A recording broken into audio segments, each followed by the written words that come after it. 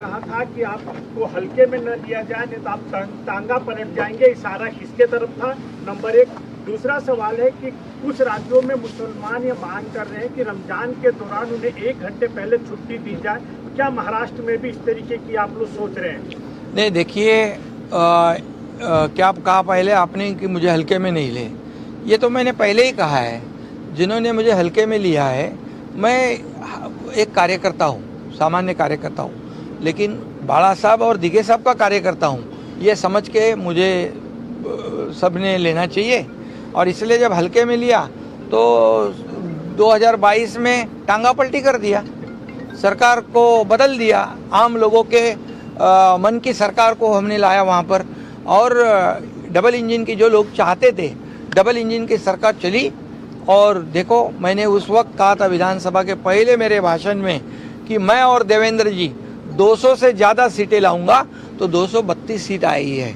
और इसलिए मुझे हल्के में मत लेना। ये इशारा जिनको समझना है वो समझ ले, और मैं मेरा काम करते रहूँगा। रोज़ आरोप लगा रहे, रोज़ देखो महादजी शिंदे पुरस्कार मिला, पवार साहब ने पुरस्कार दिया। एक मराठी मानुस को एक पुरस्कार देता है, जो महापराक्रमी महादजी शिंदे, ये बहुत बड़े योद्धा थे, उनके नाम से महादजी शिंदे राष्ट्र गौरव पुरस्कार मेरे जैसे कार्यकर्ताओं को दिया गया। उस पर भी कितनी जलन हो गई। कितने जलोगे, एक दिन तो जलकर खाक हो जाओगे। और इसलिए मैं कहता हूँ कि उस वक्त पवार साहब का भी अपमान किया, जिन्होंने उनको मुख्यमंत्री बनाया था, उनका भी अपमान किया। साहित्यिक लोगों को दलाल कहा, उनका भी अपमान किया। महादजी शिंदे जी, उनके वंशजों का भी अपमान किया। मेरा तो अपमान छोड़ो। और उसमें अमित शाह जी का भी नाम जोड़ा गया, बोले ये पुरस्कार अमित शाह जी को है। क्यों? क्या ये सब चल रहा है? कभी तो सुधरेंगे कि नहीं?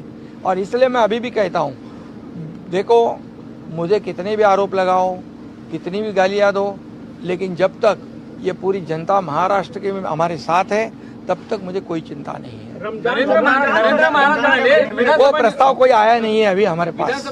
लाडकी बहीण योजनेचा इम्पॅक्ट नव्हता, साधू संत आणि संघाचे लोक घरोघरी सगळ्यांचा इम्पॅक्ट सगळ्यांचा होता। लाडकी बहीण, लाडके शेतकरी, लाडके तरुण, लाडके ज्येष्ठ, साधू संत, राष्ट्रीय स्वयंसेवक संघ, सगळ्या लोकांनी काम केलं, साधू संतांनी केलं। आणि त्यामध्ये नरेंद्र महाराजांचं देखील मोठं एक अधिष्ठान आहे। त्यांचे लोक देखील आमच्या महायुतीच्या पाठीशी होते। महायुतीला त्यांनी देखील सहकार्य केलं। अमित शाह तो 2 दिवस महाराष्ट्र दौऱ्यावर आहे आज।